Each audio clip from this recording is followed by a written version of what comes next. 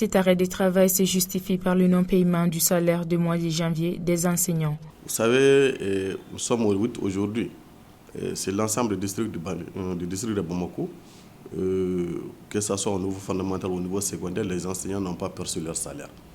Et que, comme vous le savez, dans les textes, à partir du 5, si le fonctionnaire, ce n'est pas l'enseignant, le fonctionnaire de façon générale, s'il n'a pas son salaire, il a le droit d'aller en arrêt de travail.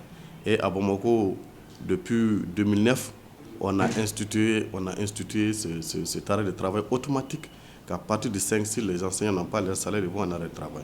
Donc cet arrêt de travail est vraiment consécutif au fait que les services techniques qui sont concernés, qui sont impliqués dans la gestion du processus de salaire des enseignants, n'en font pas leurs soucis. Donc c'est ce qui fait que les salaires sont en retard. Aujourd'hui, pratiquement tous les fonctionnaires du Mali sont payés, sauf les enseignants. Donc les enseignants ont jugé nécessaire de respecter leurs engagements. À partir du 5, ils partent en arrêt de travail.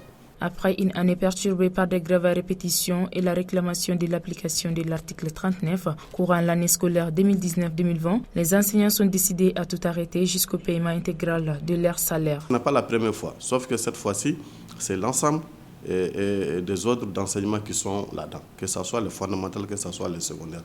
D'habitude, les secondaires ont tout le temps été en arrêt de travail pour obtenir son salaire.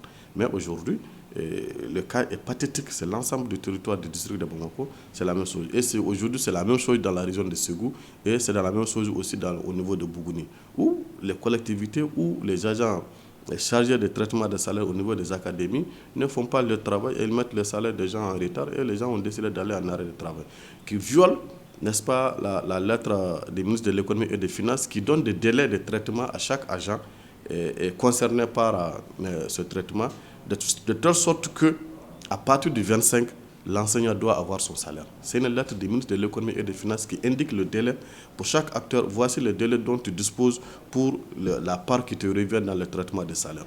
Aujourd'hui, si les gens refusent de le faire, les enseignants ne vont pas continuer à subir ces actions. Et nous l'avons dit au ministre de l'Éducation nationale le jour où on l'a rencontré. Si jamais ils ne prennent pas de dispositions, et ces dispositions, c'est quoi? Aujourd'hui, ils urgent qu'au niveau des académies, que le salaire des enseignants soit traité par les enseignants eux-mêmes. En ce moment, lorsqu'il y a avantage, l'agent qui est chargé du traitement va bénéficier. Lorsqu'il y a conséquences, il sera soumis aux mêmes conséquences que les autres enseignants. Tant que ce n'est pas le cas, que c'est des agents d'autres secteurs qui viennent traiter nos salaires, pour eux, ça ne dit absolument rien. Et surtout que c'est des gens qui sont animés d'une mauvaise foi. Aujourd'hui, ça, on n'a même pas ces exemples sans embâche. On le dit, c'est des gens qui sont animés de mauvaise foi dans le traitement des salaires des enseignants. À noter que cette situation fait grincer les dents, surtout du côté des élèves et des parents d'élèves qui craignent des nouvelles perturbations de l'année scolaire 2021-2022.